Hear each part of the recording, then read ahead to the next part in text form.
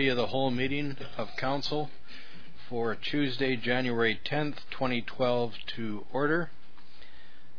First of all, there's the adoption of the agenda and the recommendation that the agenda for the committee of the whole meeting of January 10th, 2012 be adopted as circulated. Moved by Councillor Kinney, seconded by Councillor Carlick-Pearson. Is there any discussion? Question's been called. Those in favor? Thank you. That motion is adopted. Under petitions and delegations tonight, I'll ask Patrick Wickwicki to come forward, please. Thank you. Good evening. If you'd make yourself comfortable in one of the chairs with the microphone. Yes, please. No, it's for people that are watching at home so that they could listen to you also.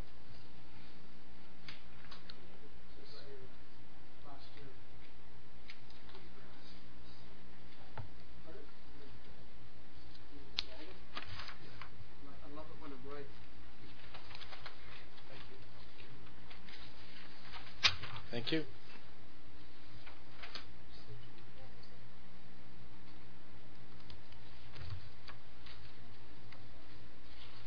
Very first one. If you look at page 11 is the, and then there's pages subsequent to page 11.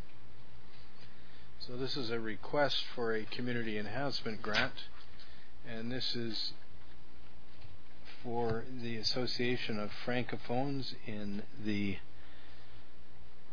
North Coast area, principally Prince Rupert, but I know you have representatives who help out, who volunteer with you in Port Ed, and this is a request to Mayor and Council regarding the Sugar Shack Festival, which was held last year, the first annual event, and this is pertaining to the Sugar Shack Festival proposed for 2012.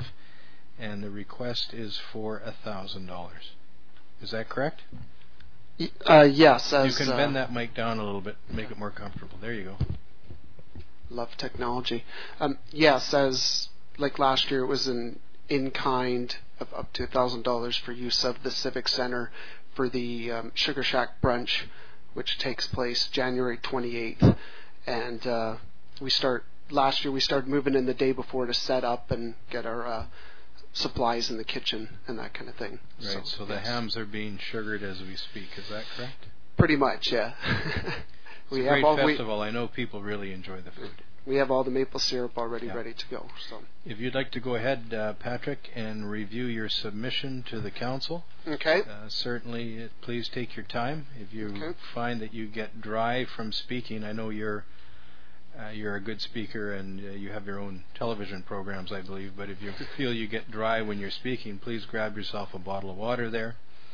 Okay. And after you make your presentation, members of council could possibly ask you some questions. Absolutely. So please proceed, and I want to thank you for coming here tonight. It's not everybody that's always able to meet various schedules, but we do appreciate you being here. Well, I thank you for the invite. It's always a pleasure to speak before His Worship and Council. So thank you. Bonne année, like I said to Mr. Roden earlier this evening. So Happy New Year. Basically, I'll just quickly go through kind of the lead up to the Sugar Shack and what we do at the festival and that kind of thing. As you all know, the AFNO office has been in Prince Rupert since November 2010. We are a regional association, so prior to that, our office was in Kitimat. The decision in 2010 was time for a change, so we chose to move to Prince Rupert.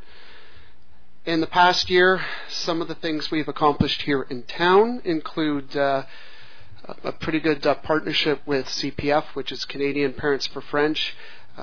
We were there as kind of an advocate for French immersion, especially with the changeover from Westview to Roosevelt. So if any parents had concerns or teachers, that kind of thing, we were there kind of as a support group, and I think it went really well. Kindergarten numbers at Roosevelt are actually up this year compared to what they were at Westview a year ago, so that was good news.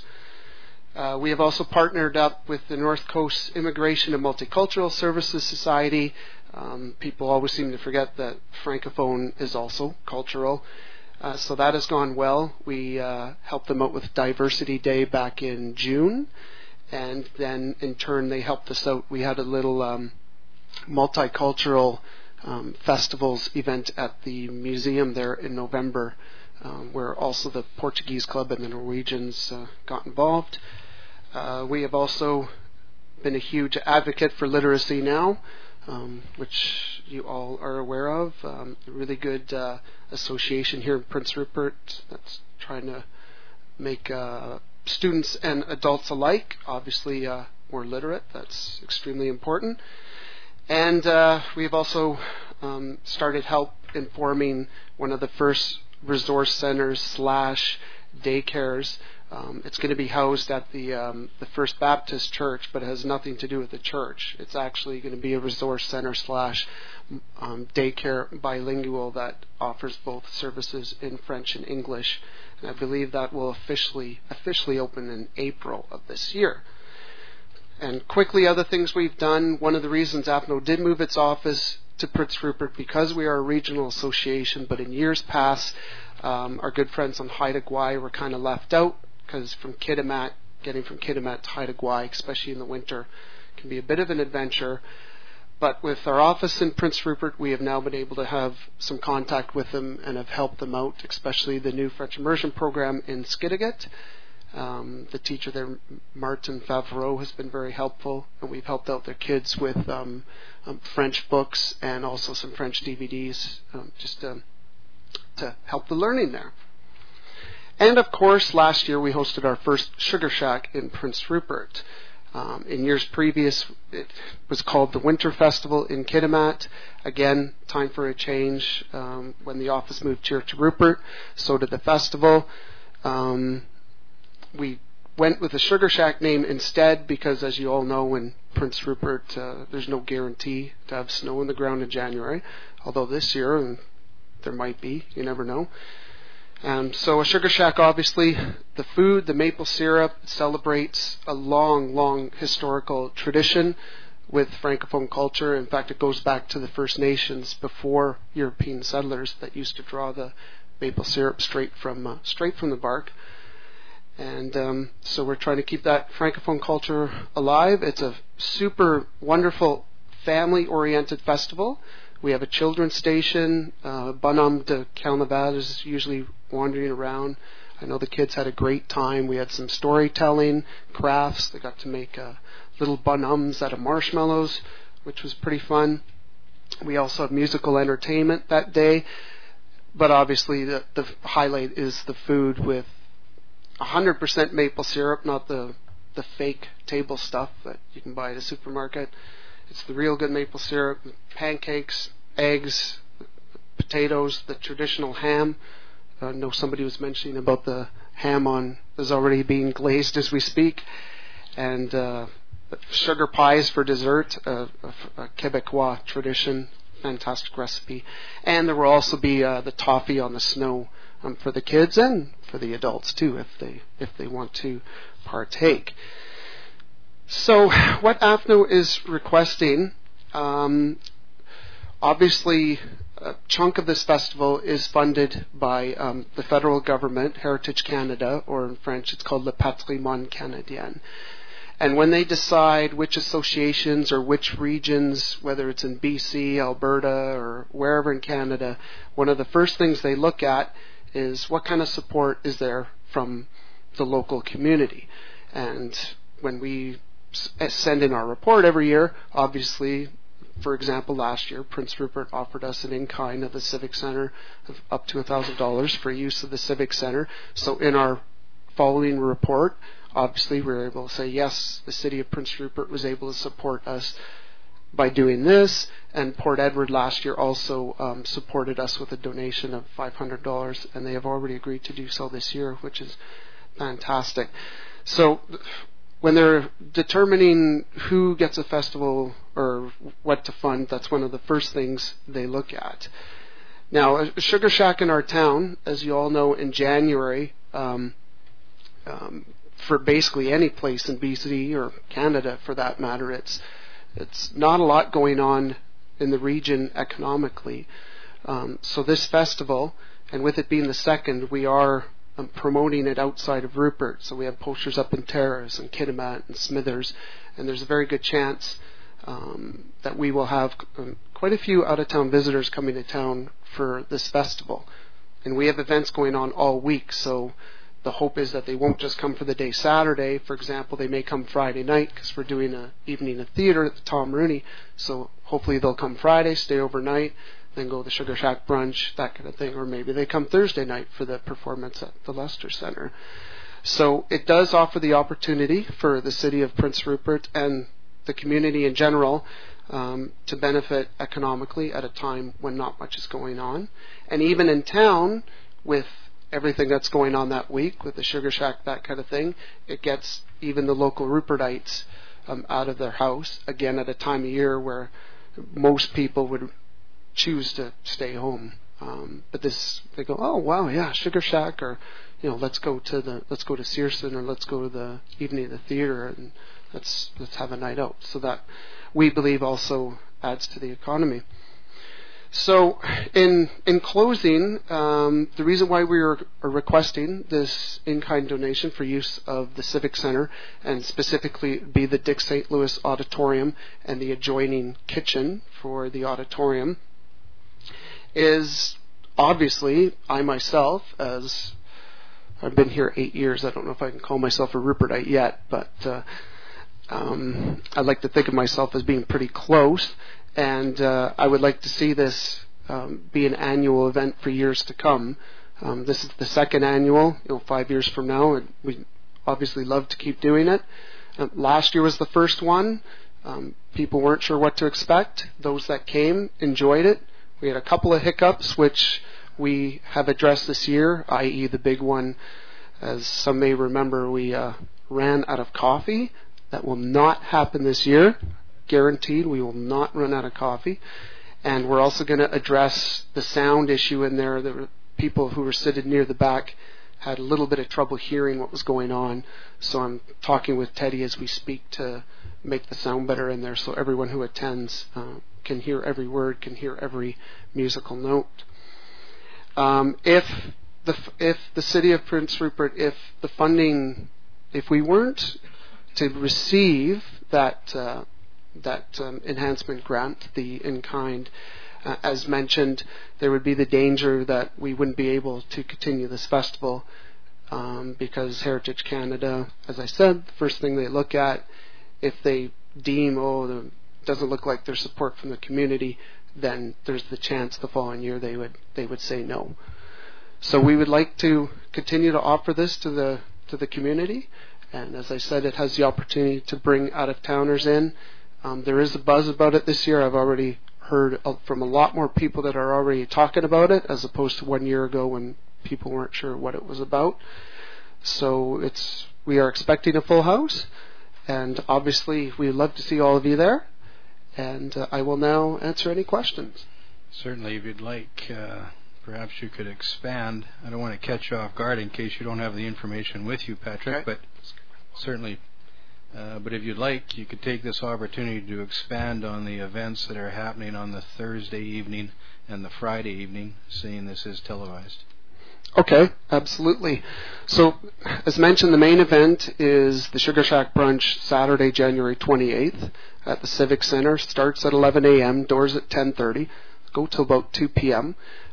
Those that have tickets, the grand prize is a beauty this year. It's a return trip for 4 with Via Rail from Prince Rupert to Jasper, and that's 4 adult tickets. It's not a family of 4. It's 4 tickets, so if 2 families want to go and get their kids tickets, it's a pretty good prize.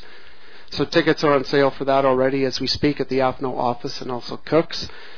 We are once again doing what's called a kickoff social to kind of get the festival going. That's Wednesday, January 25th, 7 to 9 p.m. at Calpuccino's.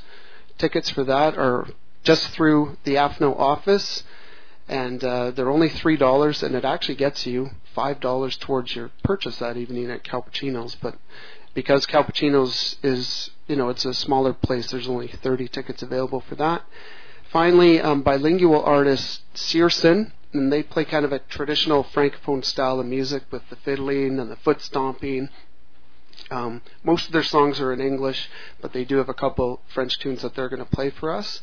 They're actually doing a little, they've agreed to do a little concert at École Roosevelt on the Wednesday as part of the first ever carnival at Roosevelt.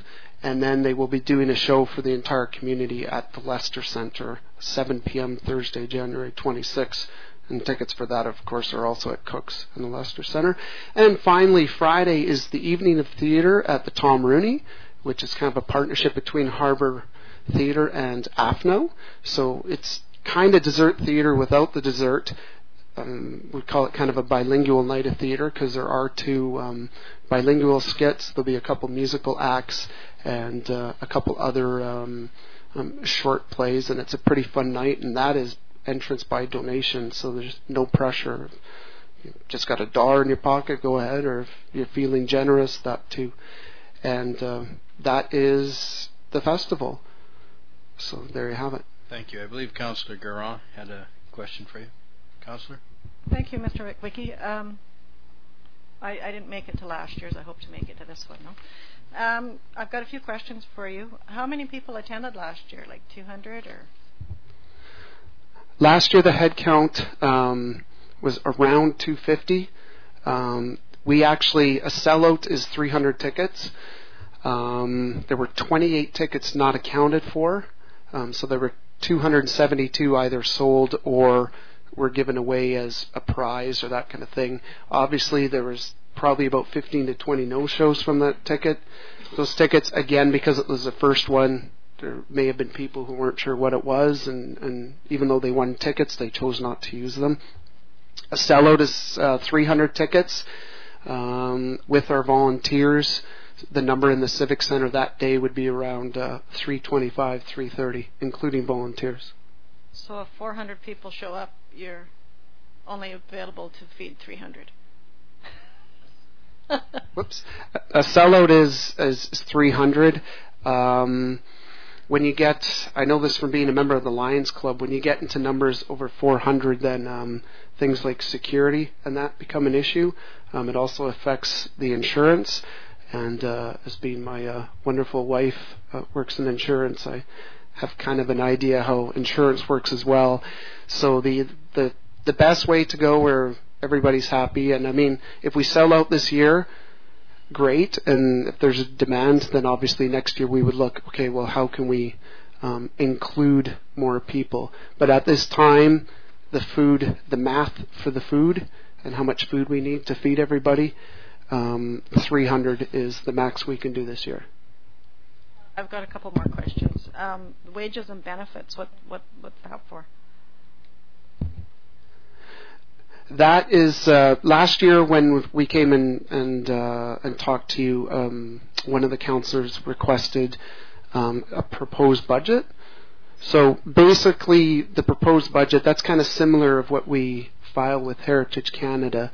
So all the wages and benefits mean is that's basically the salary that I'm being paid leading up to the Sugar Shack. So it's just included as part of the budget. So if that makes sense.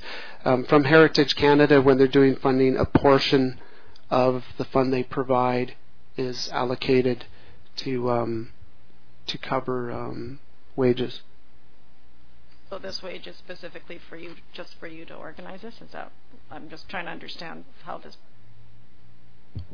And one other question, community support, does that mean money directly from the City of Prince Rupert or the community at large? I would say both. So specifically speaking to the enhancement grant, obviously the support is with the City of Prince Rupert, but they do look at obviously how much support, like they do look at, okay, how many people attended. Obviously, if only 50 people attended, then that would be another thing they would look at. Well, okay, how much support do you really have? So you're right, it's both. And my other question is, have you gone to other businesses in town looking for support? Yes, we have. And have you been successful at that? Yes, and again, this year more so than last. So the business community, again, last year, not many people knew what was it about. So there's already been, I'd say, 5 to 10 that last year said no or said, "Oh, I don't think I could do it." That have this year have jumped on board with help or door prizes or what have you. Okay, so I don't see that in here. Is that in your budget here? Anywhere?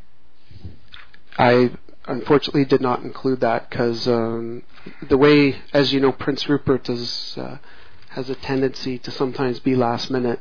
So these agreements to for donations or that kind of thing, for example, we've got quite a few of them today, and obviously that budget was put together back closer to the time when we filed the community enhancement grant. My last question is, the proposed budget you've just given us, is that a revised budget from what's in our booklet? Yes. It's found on the third page there, Councillor, of the submission tonight. Councillor Kinney. Thank you, Your Worship. Patrick, I see you have executive from various places in the north area. Do any of those places offer any assistance to the festival? The actual festival itself? Yes, they do. I know last year, for example, we had a member come from Kitimat who helped a lot with the preparation of the food. This year we have 2 of our executive coming from Terrace to help the day before, and then there are 2 coming from Smithers. They'll be there for the day, so I would assume they're going to come just Friday night and then help out the day of. Basically, what I meant was, do you get any financial help from those areas, please? Sorry, I misunderstood the question. For this specific event, no. And because we are a regional association, we do other events in other communities in our area. So, for example, in June, although it didn't happen last year, but we've always done Saint Jean Baptiste in June in Terrace. And in Smithers, we do La Fête des Acadiens in August. And we are probably going to bring back Bastille Day for Kitimat this July as well. So each community, we have kind of our own, not our own, but an event that is particular to that community.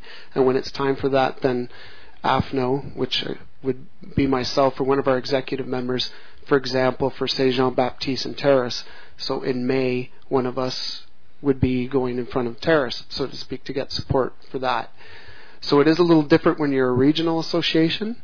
So specifically for the Sugar Shack Brunch, aside from members and executive that are going to come to town to help us with the actual event, there is no financial support. Perhaps, Patrick, you'd like to mention the groups that came out and volunteered with you last year. Absolutely.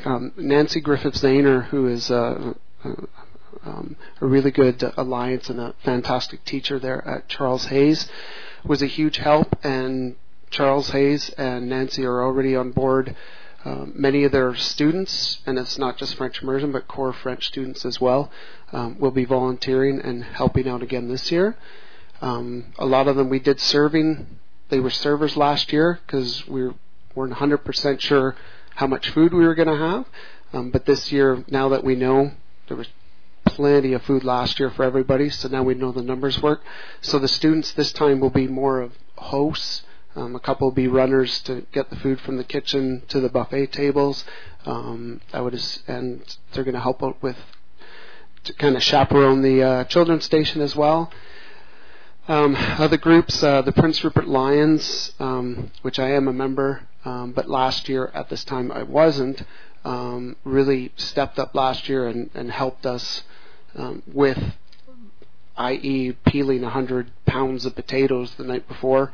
The Lions have already agreed to help out this year, so we got a crew peeling potatoes again the night before, and we'll be cooking them up Saturday morning. So the Lions are on board. And who am I forgetting? The North Coast Performer Society as well. Obviously, they partnered up with us for the Searson show, so they are helping us out basically through the whole week. And of course, I have to thank the staff there at ACOL Roosevelt for us managing to figure out a way how to get Searson to actually perform for the kids at that school. Thank you. Are there any other questions from members of council? Thank you very much for your presentation. The council will take all of the information into consideration, and you will be advised. Appreciate you coming down here. Merci beaucoup. And good luck this year with your events. Thank you. I'll ask Miss Lindsay Vincent to come forward representing the BCSPCA here in Prince Rupert.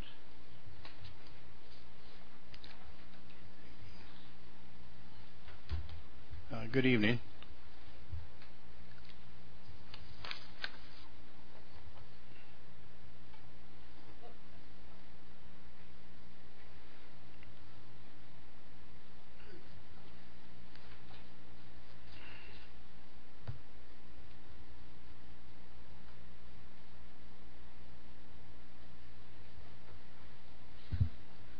Thank you for having me here tonight to present to you guys, to all of you. I'm going to follow my presentation here because I have a habit of certainly right off topic and start telling you about everything. Well, in the politest way possible, I'll try to redirect you. Thanks. So just a little information on the shelter. It opened in 2002. We admit hundreds of animals each year.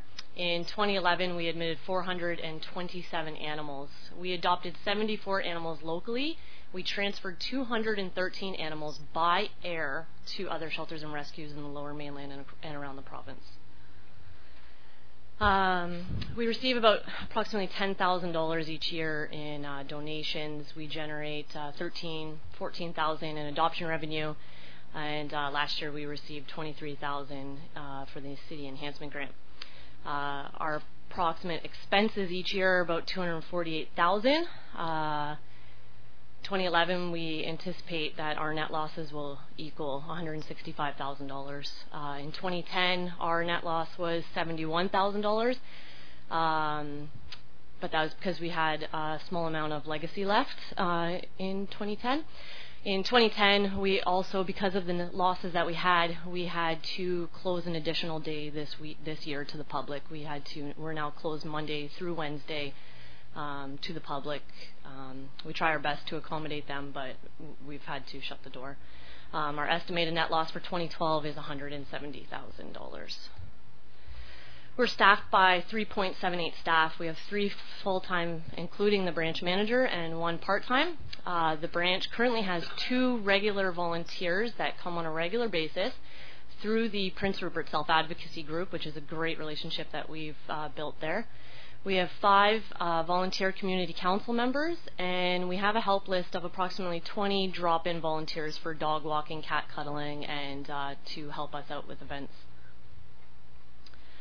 Other services we offer is compassionate free boarding for individuals in need, circumstances such as someone being hospitalized, people in the care of the North Coast Transition House, at the request of the ministry, at the request of our CMP and other victim services. We do open our kennels and provide a safe place for these people during their time of need, and that's absolutely free. We perform a lot of cruelty complaints in Rupert. Well, I shouldn't say a lot. Quite a few, though. The branch receives many cruelty complaints each year. Most are regarding backyard and tied-up dogs. Dogs are social animals who crave and thrive on the companionship and interaction with people and other animals. Left for hours, days, or months on a chain or a tether or in the yard, dogs suffer immense psychological damage. They can become aggressive, anxious, and neurotic, and feel naturally defensive due to their confinement. This is the number one problem we face when we do receive these cruelty calls. It's usually with an outdoor dog, and our number one goal with our cruelty complaints is ensuring that we're helping keep the community safe, children especially. So we do try to educate the owners. If that doesn't seem like it's going to be the appropriate measure to relieve the animal's stress, we do issue an order for them to comply and help and improve the animal welfare. If that shows as not successful, we then start relying on the RCMP to assist us. Animal overpopulation, it's a community problem. We strive to educate the public on spaying and neutering family pets. All animals that are adopted from the shelter are altered before leaving. Unneutered dogs are responsible for dog bites and attacks compared to neuter dogs. Most bites to humans are by unneutered dogs, 70 to 70%, 76% of all dog bites. Pet overpopulation leads to increased burdens on animal control complaints and euthanasia of more animals, which taxpayers fund through municipal operations and animal control contracts. Spaying and neutering pets reduces the number of unwanted animals who either end up being cared for at local shelters or are left to fend for themselves in the community. So what I'm talking about here is that just with every effort we make with events and when we speak to the public, we are constantly trying to educate about spaying and neutering. It's a big issue for our community. Humane education. Last year we started having classrooms come into the branch, and we started doing tours at the shelter and teaching humane education. This year our goal is to get into the schools to teach humane education, things such as responsible pet ownership, empathy for animals, which will also tie in with anti-bullying, empathy for people, and safe pet handling, such as disease control. Come springtime, we have quite the numbers of kittens with ringworm. We want to get into the schools and teach the children that, cute little kitten, not always safe to touch. You need to call the SPCA, leave it be, or tell your parents without, kids are very tempted to pick up little kittens and take them home, and you just don't know what they're carrying. This last chart that I have here is the animals that came into our shelter as strays or through city impound through municipal bylaw officer. So these are dogs running at large or cats that have no known owner. As you can see here, only 21% of stray and city impounded animals were redeemed last year. 79% remained at the shelter for us to spay and neuter and rehome or transfer. And that's all I have for you. Okay, well, thank you very much. Your request this year in 2012, I believe, is $60,000. Yes. And the city, based on a fee for service, paid approximately $28,000 last year. We did receive $28,000 last year. In the past, what we used to have was we would receive the $23,000 for the enhancement grant. The city of Prince Rupert used to pay us for the dog boarding in 2010 for the city impounds that come into the shelter. So when city bylaw came in, we were receiving $11 per day that dogs were impounded with us. In 2010, that changed and it was subtracted from the enhancement grant. And then what happened last year was it was just, here's the $23,000. There's not going to be exchanging of checks for the dog boarding and the such and such. It was just one straight fee. Okay. I'll see if there's any questions from members of council. Councillor Kinney. Thank you, Your Worship. Lindsay, how much does the British Columbia Society give you? Those numbers where I told you the deficit numbers, they're contributing that amount of money to cover the deficit, so we break at zero. And they also provide, part of our budget is provincial fundraising efforts, so that's the things like the direct mail-outs that they do, asking for donations, pleading for donations, Christmas time, Easter, things like that. They contribute up to $12,000 a year for that. Are there any other questions from members of council? Yes, Councillor Carlick Pearson. I think that it's a wonderful service that you guys are offering, and my question was, is it a high number of people or animals that you're taking in on compassion? And there's obviously no funds for these animals that you're taking in, but is there revenue being lost because you're taking them in? Because people are having to pay fees to go get their animals if they're licensed, but if someone's in the transition house or victim services or the RCMP or whatever, and you have the animals, you don't get any funds for them, right, for the animals? This year, the North Coast Transition Society was actually generous enough to invite us to their Misjudged, which we did a 50-50 raffle at. We generated $700 for us and $700 for the winner, so that certainly made up for the work that we do at the Transition House. We definitely experience a lot of loss with the stray animals that are coming into the shelter, because we have when an owner comes in and surrenders their pet, they have absolutely no option but to surrender this animal. We do charge a fee to help us care for that animal until we can either A, adopt it, or B, put it on a plane to have it transferred. When a stray animal comes in, we are not receiving any funds for this.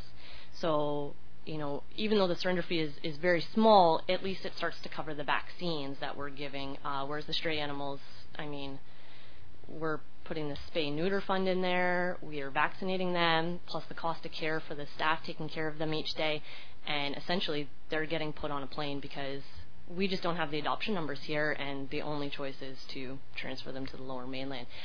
Most of our adoption revenue is coming from the Lower Mainland. When an animal is adopted from a branch down there, we do receive a portion of the funds to help reimburse us with that spay-neuter cost. Okay, thank you very much. The council will consider your request and you'll be advised subsequently. Okay, thank you. Appreciate you coming tonight and doing your presentation. Thank you. It was very well done. The Canadian Red Cross. Good evening, Anne-Marie. Would you like to come forward?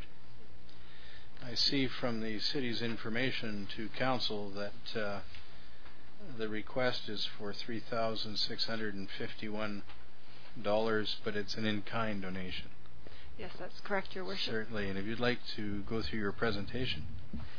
Yes, thank you.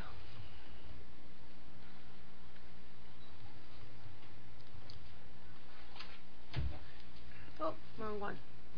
Thank you.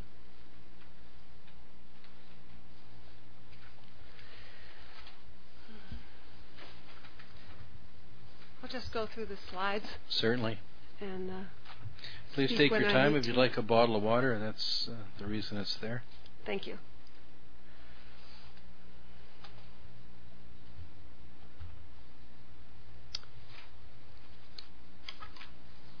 My name is Anne-Marie Vandermeer, and I am the newest disaster management volunteer with the Red Cross in Prince Rupert.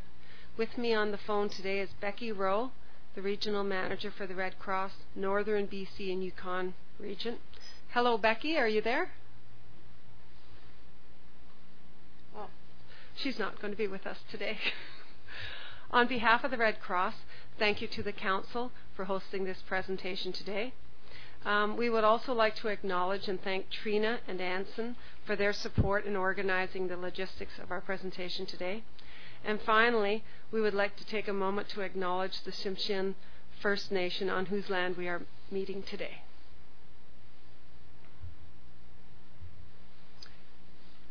And we're going to give you a brief background of the Red Cross.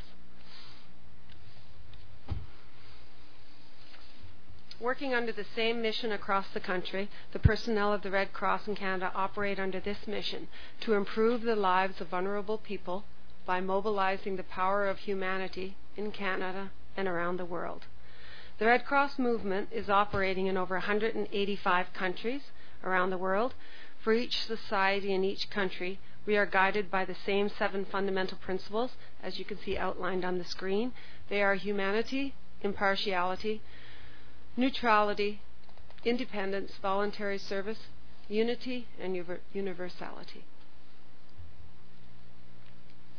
the regional landmass of the Red Cross's northern BC and Yukon region is over 1 million square kilometers, and we operate that large area with 4 staff and 220 volunteers.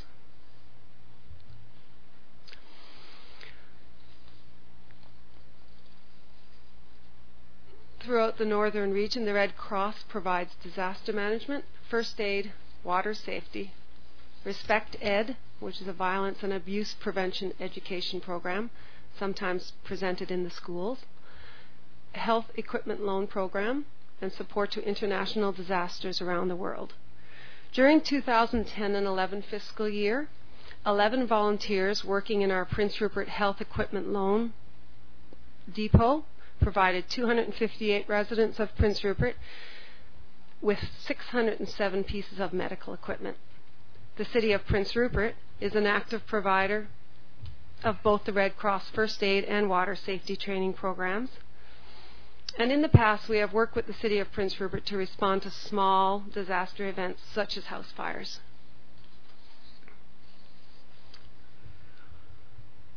And this is just a sample of one of the projects that Red Cross has recently partook in. It is inevitable. Disaster will strike the people of British Columbia. And I believe this is in around Terrace. I'm not sure. A critical element to effective disaster response is preparation. The Red Cross will prepare by recruiting, training, and mobilizing disaster management volunteers to support local disaster response whenever and wherever we are needed. Funding will allow our first volunteer to participate in online training and 2 specialized disaster management training courses offered in Prince George. This combination of in-person and online training represents the launch of a system that will ensure Red Cross capacity to respond to the needs of local government for any disaster that strikes the community of Prince Rupert. What about the local emergency social services capacity that already exists in Prince Rupert? Disasters do not always allow for a quick return to self-sufficiency. While disaster relief is delivered through ESS, these services are often limited to short-term support, only for 72 hours. Red Cross will work with the local government to provide continued support in the days, weeks, or months after ESS support is terminated.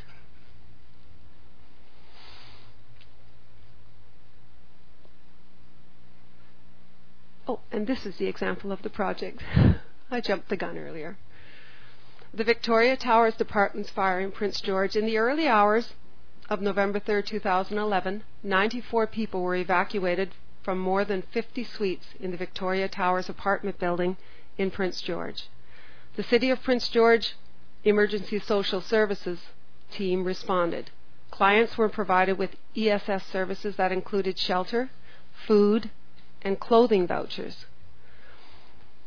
It was quickly determined that a one-stop shop would be required for clients, so the local government and the EMBC requested that Red Cross work in a collaborative partnership with other agencies to open and manage a resilience center, which provided needs assessments for all clients, on-site psychosocial support, on-site BC housing resources, referrals to partner agencies ready to provide assistance, such as the Salvation Army. This centralized center ensured that any duplication of service provision was avoided. A coordinated response that ensured the most efficient and immediate service provision for clients. Victoria Towers, what has been provided to date. Due to the generosity of Canadian donors, the Red Cross was able to secure funds to provide vital services for clients in urgent need. Using donor dollars to pay for service, the Red Cross has now provided over $11,000 of direct aid services, including food, health care, hotel, rental assistance, household goods, moving costs. Red Cross volunteer hours of service exceeded 1,475 hours for this response. While the support of the Red Cross during disaster could be that of a resilience center similar to Victoria Towers, local government determines the role of the Red Cross during a disaster response.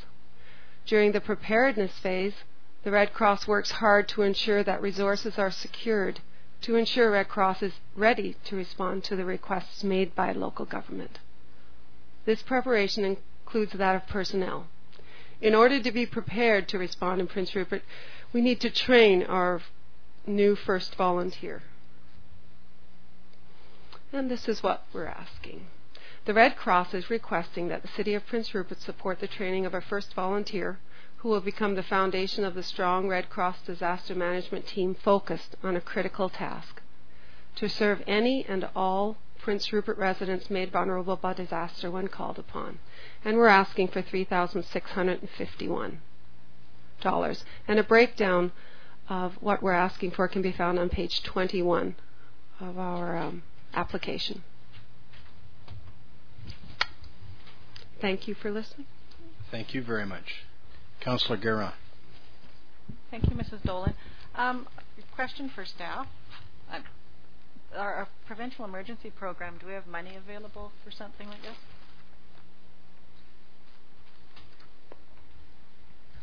Your Worship, we do have some funding for provision of ESS services, and we could sure take a look and see if there's an opportunity to, besides the community enhancement grants, look at a partnership to provide the training. So we'll look at that and report back to Council. Okay, thank you very much. Are there any other questions for Mrs. Dolan? Thank you, Your Worship and Council members. Thank you for coming down here, Anne-Marie. Appreciate you coming forward. Thank you. And Council will consider your request and you will be advised. Thank you. Thank you. Have a good evening.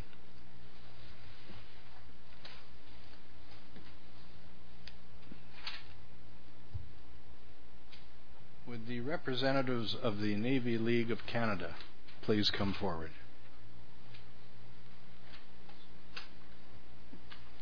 The rest of your crew there are certainly welcome to sit around the table with you. Provide a little bit of moral support and a little additional color in the room.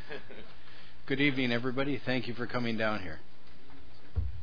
That was a great presentation we just heard.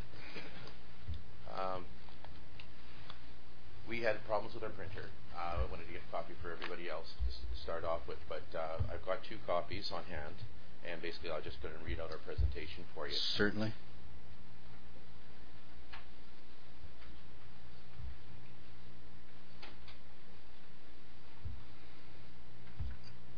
Thank you.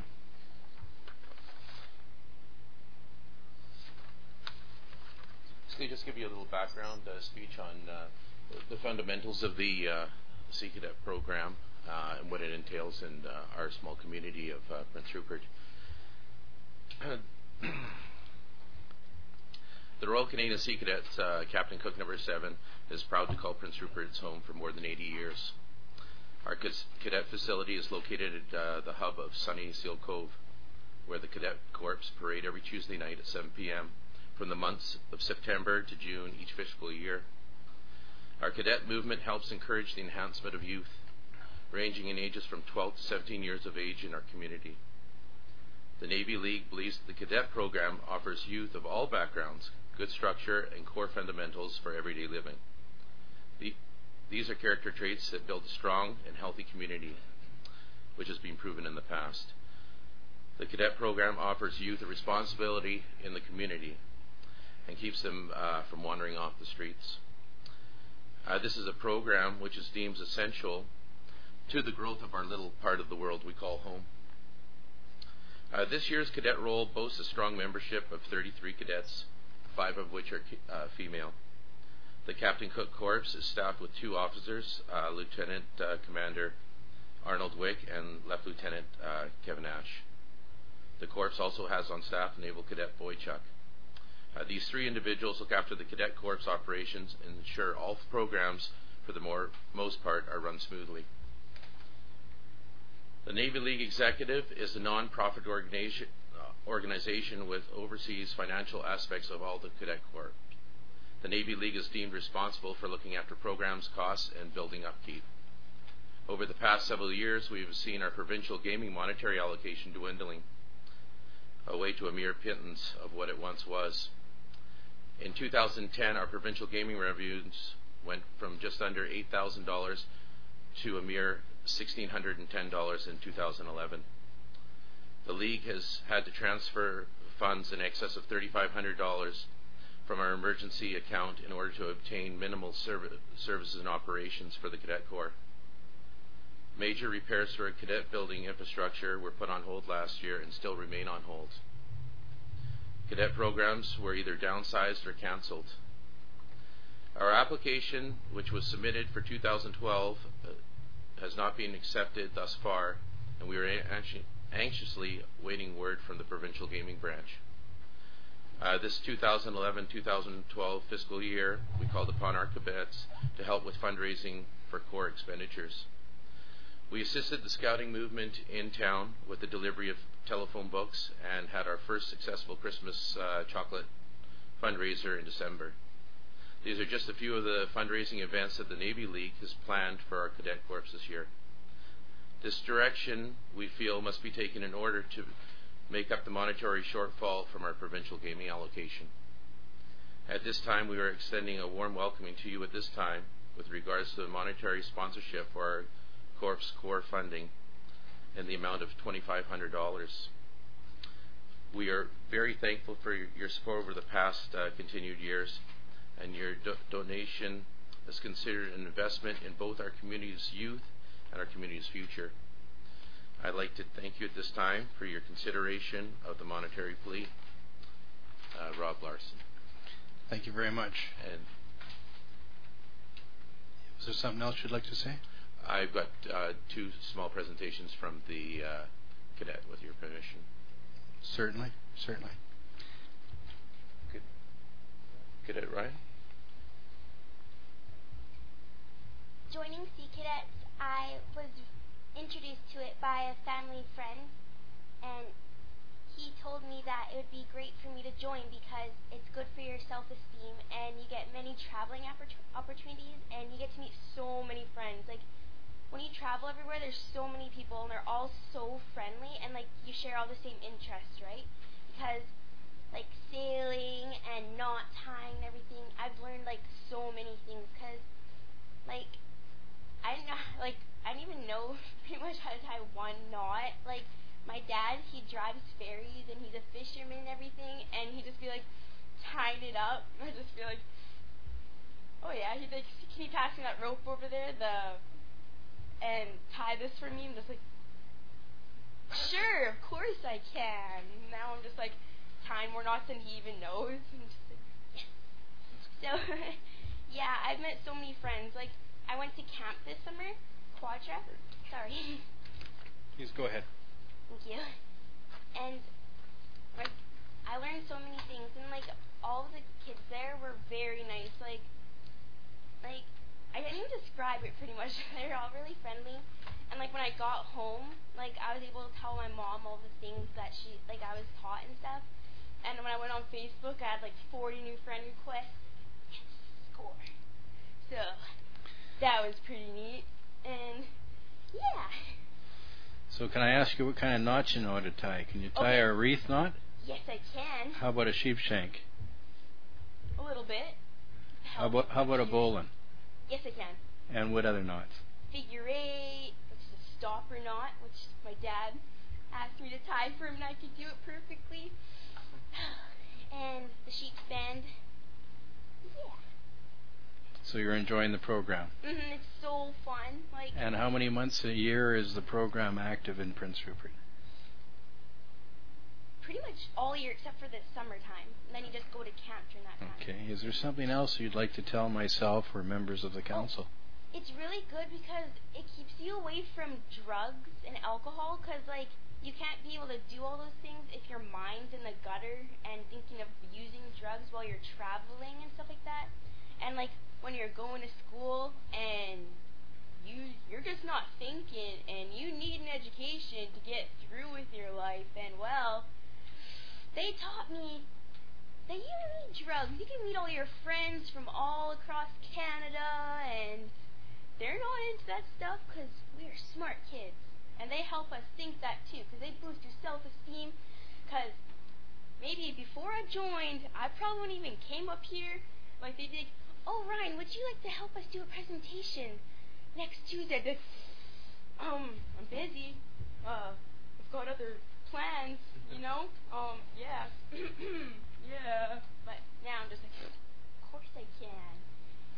Anything to help out our wonderful Corps. Yeah. Thank you very much. Certainly you don't lack any confidence. I can see that. Thanks. Was there one other presentation? And Cadet Fitzsimmons. Hi, good evening. Thanks for coming here. Well, I've been in cadets for 5 years now, and a big way it's impacted my life is sailing, actually. I learned sailing through cadets, and I kind of want to stay with it for my whole life, right? Like, it's an activity, a hobby I've gained, and just, like, I get so many opportunities through it. I've been all over BC, pretty much, from cadets. I've been down south, up north, like, everywhere, and just the opportunities I get going to range competitions up in Prince George, meeting new people there. The 4 summer courses I've been to, met lots of people through that, lots of good friends. Like, I have a really good friend that's down south that I've known for 3 years now, ever since then, and like keeping in touch with the rest of them is really well and stuff like that. And I've gained a lot of friends, lots of friendships through there, and just like it teaches you how to do a lot of leadership stuff. Like me growing up, like I was kind of a shy kid, and like cadets was suggested to me through a family member, and I said, okay, well, I'll try it. And I've been in it for 5 years now, and I've gained a lot of confidence, a lot of leadership skills, different attributes that'll hold throughout my whole life, and just lots of memories that I've had with people down in the summer camp training courses and spring break and all that, like memories that'll last a lifetime, pretty much. Thank you. Is there anything else you'd like to say? Any questions? Certainly. Can you tell me what size vessels you've sailed on? What size vessels? Well, not like big vessels. I've been on the Maple Leaf before, which is invested in the Navy. A lot of people know about that boat. But I've sailed like little 2-man boats and 1-man boats, just doing like racing skills and stuff like that. So Sabos and Snipes or Davidson 12-footers, right? Yeah. With a centerboard Yeah. and a mainsail and a jib? Jib sail, yeah. How about a Genoa? I've never heard of that before. Okay, that's a racing jib. Oh, okay. What size caliber of rifles do you shoot? Well, I've shot mostly just like pellet guns and stuff for rifle competitions and stuff like that. But our Corps has been talking about doing the 22 shooting again because we have another range safety officer inside the Corps. So that's another good opportunity for us to just go and learn about all the safety and all that about the rifles. Very good. Thank you for your presentation. Are there any questions from members of council? Councillor Carlick Pearson. Thank you, Your Worship. I would just ask Rob how many new recruits you have every year, on average. On average, we've usually got between, let's take for example, last year we had about 7 new recruits. It's almost an even Steven. Last year we had a total cadet membership of 29. Rob, if you could put your mic on, please. I'm sorry, I forgot. This is so people that are watching at home can hear your presentations. It's the grayish-green button there. Oh, that one? Oh. Yeah, there you go. Thank you. Please begin again. People in the community like to hear about these events, and it's a good opportunity for you. Yeah, no problem. So basically, the cadet roll call last year was 29 cadets, 3 of which were female. This year, we've got the 33 cadets, 5, I believe, which were female. It's nice to offer an opportunity for all youth of all ages and denominations. What we look at as far as the membership, we notice with the fluctuation, you get 7 new cadets that join, maybe a couple drop out. Certain individuals find that the program is not meant for them. There is discipline, there is leadership skills, everything that's put into practice. With 3 individuals, officers that are looking after the Corps, we have to ensure that with 33 cadets that things are falling in line. And it's great to see, because sometimes I watch it on Tuesday parade night, which it's open to the community to go down there at 7 o'clock, and we watch this and we see the cadets improving with their skills, sitting in on classes, watching the cadets learning their knots, learning different sailors' terminologies. It's a great benefit for the community because we are teaching them the fundamentals of being great adults. Councillor Kinney. Thank you, Your Worship. Rob, how much help do you get from the Navy League of Canada? I'd ask you to press for your rental or your hall or anything?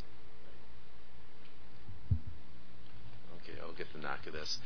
The Navy League of Canada's basically a cap is put in. It's called the Capital Allocation Program.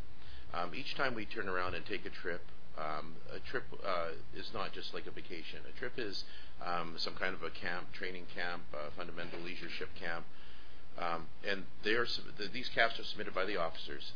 The officer submits the cap. D&D responds whether or not they're going to accept the cap. We do not receive any funding from D&D for our building, premises, everyday operations. They basically pay the officers that are on duty a small salary, which I believe is not very much. But as far as the core funding and operations, they don't do any of that other than if there's camps to go away to. They will look at offering assistance for travel and that. To give you an example, we have a winter leadership camp that's coming up in February. The cap was submitted, and this is what we're finding a lot more of, is their response back was they will cover for food, which is military rations, is drive back food for the cadets. So these range from a year old to 10 years old type thing. But they're apparently good as new as soon as you cut them open the package. But anyway, the cadets seem to like them, but they didn't cover the transportation costs. Well, the transportation costs for a 4-day weekend up to Smithers is, well, we just looked into it, the Navy League, it was $4,000. So in order to pay for programs, stuff like this, we've had to look out to, like I said in the presentation,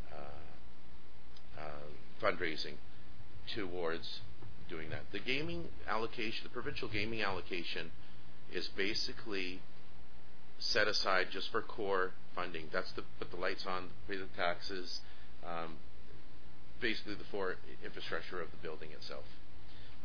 D&D, they cover travel allotment if we go away for the most part, but over the past few years, their purses have been tightening as well. Thank you. Are there any further questions?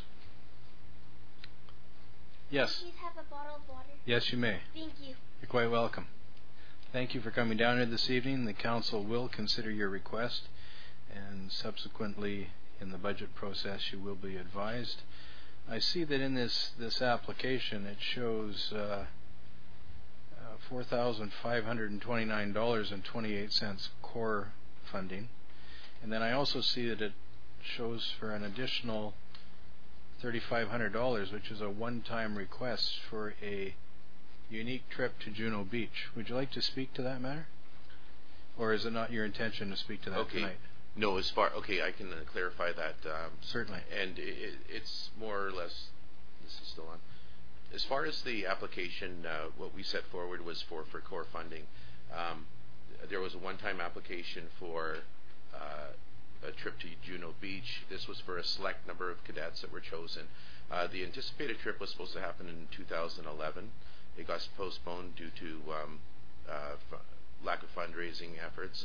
Now these are not chocolate bar sales, fundraising, phone book rallies, stuff like that. This is where we're going out. We've had somebody speaking on behalf of the Navy League to corporate sponsors, businesses throughout the community, service clubs, and this project right now, as I can say, this year we're not looking at that application for the one-time deal. The trip has been postponed till 2013, and I believe then Lieutenant Arnold Wick will be speaking on behalf of the Navy League, and he'll be coming and making a presentation for that. So basically, so it's not all confused, we are here tonight looking for just the core funding for our 2011-2012 fiscal year. And as far as that one-time Juno Beach travel for a select few cadets, that will be made at a later date. So to get to the heart of this, in your letter here it says that your core funding request is for the amount of $2,500? I believe that's what Right. was allocated for. That's correct. Okay. Thank you very much. No problem. Appreciate you all coming down here this evening, and thank you for taking your time to appear before members of Prince Rupert City Council. Thank you. I know that a lot of people are staying, listening to each other's presentations, but it's by no means a requirement. We wouldn't force you to sit here any longer than you have to. No, and like I say, just one more thing is this is a first-time presentation for me, a little bit jitterbug, but like I say, it's very nice, a warm welcome from all of you, and really appreciated it.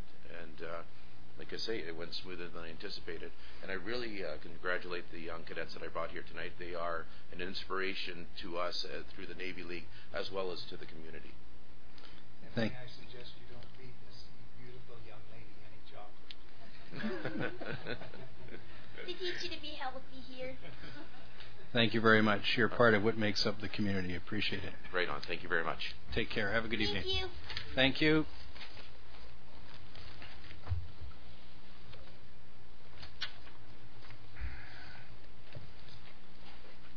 I'd ask the representatives from the National Aboriginal Day Planning Committee to please come forward.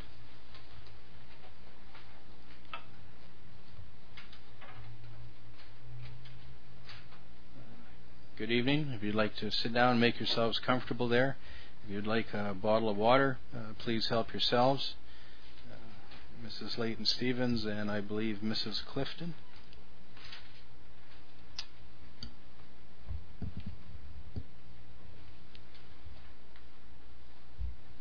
Thank you for coming here this evening.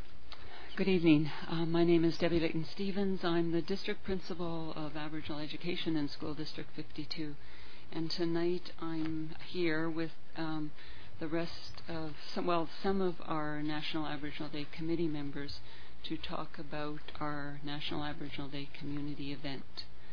And we've got Carleen Lindsay, who is part of the committee, Marlene Clifton, and Marilyn Bryant. So we are very excited to begin planning for our 14th annual National Aboriginal Day Community event. And to be specific, the request is for $5,000 in terms of an in-kind donation. That's correct. Thank you. We've always said we are in partnership with the City of Prince Rupert and the Friendship House, along with School District 52. And to be quite honest, anybody else who would like to join us is more than welcome to help out. So this is our 14th year. As you all know, National Aboriginal Day takes place on June 21st, and it's celebrated on the summer solstice. So the basic goal, the main goal for this event is to, number one, make it a community event to come together to celebrate the history and culture of Aboriginal peoples, to build relationships, to celebrate our cultures and contributions to society, and to get to know one another. So those are our main goals. And I know, looking around the room here, everybody has taken an active part in our celebrations. So a couple of more of our goals for the day, for the celebration: to acknowledge and share the richness and diversity of Aboriginal peoples, increasing confidence and self-esteem in Aboriginal youth, providing a venue for our children and families in our communities to enjoy and participate in this successful event, and to build positive relationships in our community. Within our school district, we're close to 60% Aboriginal population, and my guess is community-wide, as well as surrounding communities, we're about 45% Aboriginal population. So I'm going to, each one of the committee members is going to say a bit about what happens on the day, and I'll like to ask Marilyn Bryant here to talk a little bit about the entertainment for the day and what happens on our agenda. Certainly. Yes, please go ahead. Thank you. Hello. Since we've started, we've always tried to invite all of the nations in our area to perform and showcase their culture. Also, we invite individual people and smaller groups that will showcase their talents, such as singing. We've had writing contests to showcase the writing abilities of our Aboriginal students, and we always try to bring in a nationally known performer who is Aboriginal, because not all of our people in our community can go out to Prince George or Vancouver or wherever to see these people, and so we bring them here. And I think it's really important that this event is offered free of charge, so that anyone can come down, and we try to get the message out that everyone is welcome. It's Aboriginal Day, but it's open to everyone to come and participate and enjoy the day. Thanks, Marilyn. And Carlene is going to talk about her part. Certainly, if you could share the mics there, it allows people that are watching on TV from their homes to hear about the events. Uh-oh, now I'm nervous. I'm the First Nations Access Coordinator at Northwest Community College, and we've been a supporter of Aboriginal events, and I just want to reiterate community, and it is nice that the City of Prince Rupert has been a supporter, and I would like that to continue. Thank you very much. My name is Marlene Clifton. I work for School District 52 as an Aboriginal Family Resource Worker. I've worked there for 26 years. I do lots of different activities in the schools with the kids regarding Aboriginal culture, and I've been teaching kids. I actually am not Jimsen, and that's this territory that we're on now, right? But right. I'm Gitxsan. So they allow Gitxsan people. Yeah, they do allow us to. And but I always Teltan and Haisla. Yes, and I always honor before I do anything, because that is what I've been taught to do. Certainly. And so all the kids know, and I talk to them about it all the time. We do drumming and singing of my culture, like the House of Hapagwatkas, where I belong, and I had to get permission from our chiefs in order to teach the kids in the schools. They know, they respect, they're learning a lot about the respect for our culture and about me learning about their culture. And the thing that I do with the kids is very multicultural. We have all nations learning what I'm teaching them in the schools. I have Chinese kids, I have East Indian kids, and Aboriginal kids of all nations. And they're very respectful, and they're very, very astute to know that we are on Jimsen territory and that we honor that first. And we've been asked to do presentations at National Aboriginal Day, and the kids are just ecstatic about it. They love it. They think it's just wonderful. They can't wait. Every year I go back to school, and they're saying, when do we start our drumming again? And I actually have teachers now coming and asking me, can I come into their class to do the same thing? I think it's all about awareness. National Aboriginal Day to me is all about awareness, and I think that because it's been going on now, this is going to be the 14th year, which is, I wish they had this a long time ago when my kids were younger and able to participate. But, it's never too late, and I think a lot of our kids in the school system are learning more and more about the history of Aboriginal people, and they bring it with them when we do these kinds of things, and I think it's really important. And also, one thing I need to say is that this National Aboriginal Day is celebrated throughout Canada, and I really believe that Prince Rupert is the only place, because of our donations, because of the commitment of our city and the donations that we get, we are able to provide it for free. And so a lot of the families, especially in this day and age and the economy the way it is all across Canada, I think it's really important to note that without the support that we get, we couldn't offer what we do offer. I have a letter here. One of the Marilyn was talking about the contests that we write, we get the kids to write about, and we offer prizes for the kids with the best writing. One of them was on what does Aboriginal Day mean to them, and one of the kids wrote, "Dear reader, my name is Michaela Sankey. I am 13 years old, and I've lived in Prince Rupert my entire life. I am part of the Tsimshian Nation and am of the Gisbudwada Crest.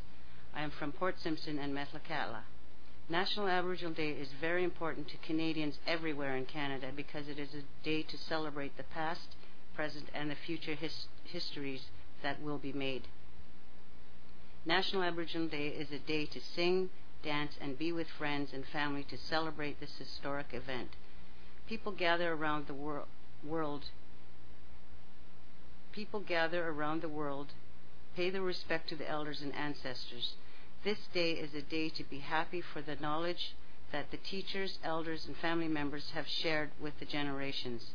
National Aboriginal Day is a day to show and share the resources we use that come from the land.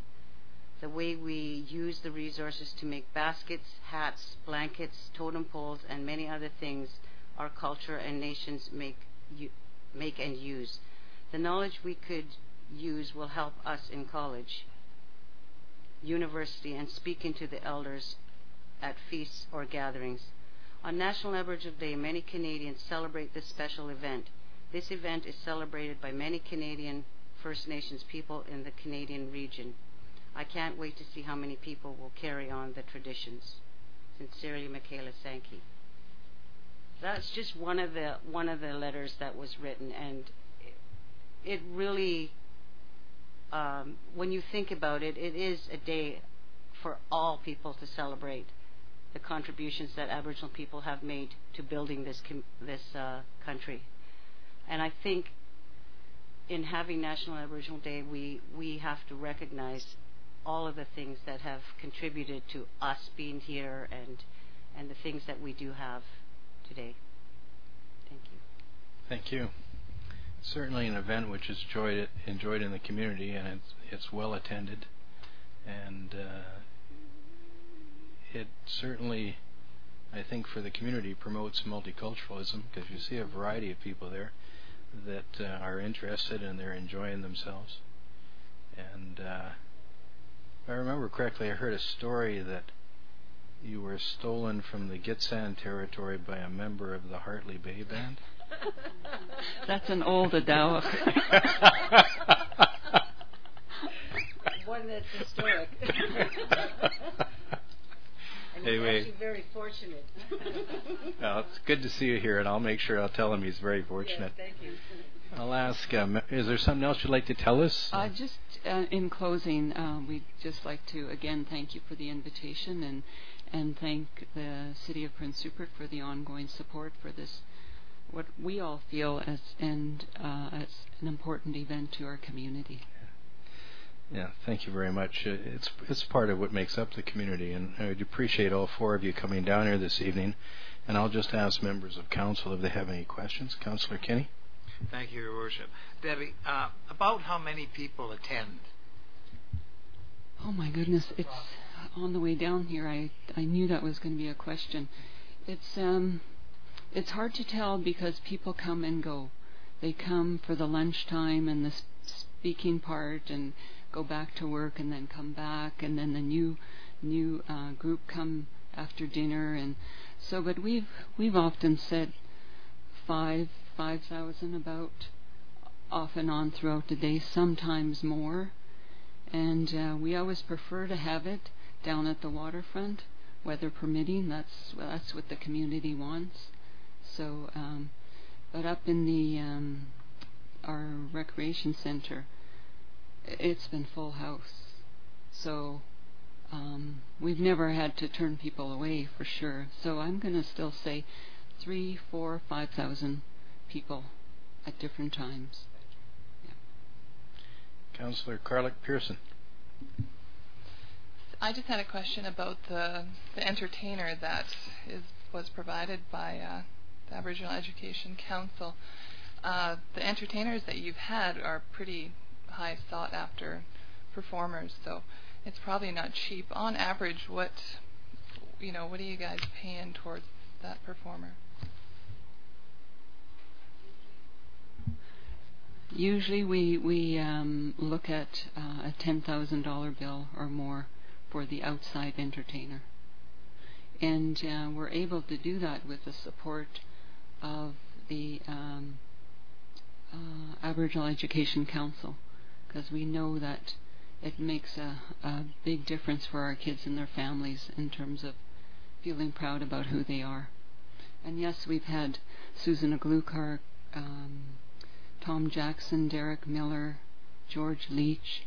We really do work hard to try and get well-known entertainers and entertainers that are going to make a positive connection to our kids and our families. Are there any further questions? Okay, thank you once again for coming down here this evening. The council will, of course, consider your request as part of our budget discussions, and you will be advised. Have a good evening.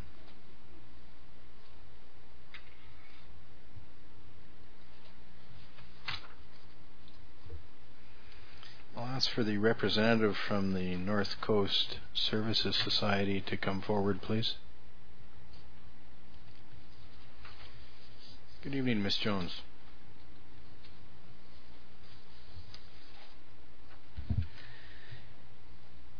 Good evening, Your Worship, members of council and staff. My name is Patty Jones, and I am the manager for the North Coast Career Services Society that operates the Career Resource Centre and the Edge Youth Employment Centre. And we have made a grant request to the city for a grant in lieu of rental fees for the Civic Centre, the Dick St. Louis Auditorium, for our annual job fair, which is happening on Friday, March the 2nd. It is our 8th annual job fair that encourages both recruiters and businesses, service providers to showcase what they have to offer the community both now and in the future, as well as an opportunity for job seekers to come out and learn of those opportunities and begin to network with potential employers. In the past, we've ranged from when we began with approximately 15 exhibitors in the Ocean Center Mall to last year we had double that, to over 30 exhibitors and approximately 600 job seekers attending throughout the day. So we are looking forward to this. It's an event that in some ways the community has come to expect, and we're grateful for the opportunity to deliver that. And we do offer it at a no charge to either exhibitors or job seekers. And so we're working on a limited budget, and the city did support us last year with a grant to cover the cost of the rental fees, and that's what we are again requesting for this year. Thank you very much. Is there anything else you'd like to? I think that's it. I'm certainly open to any questions. Certainly. Okay. Are there any questions from members of council regarding this event or the request? Thank you very much. Thank you. Council will consider the request, and you'll be advised. Appreciate you coming down here.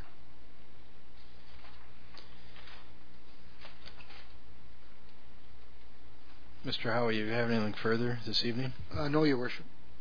Okay. Council, if there's nothing further, I'll request a motion to adjourn. Moved by Councillor Kinney, seconded by Councillor Guerin. Is there any discussion? Not, I'll call for the question. Question's been called. Those in favor? Thank you. This meeting stands adjourned.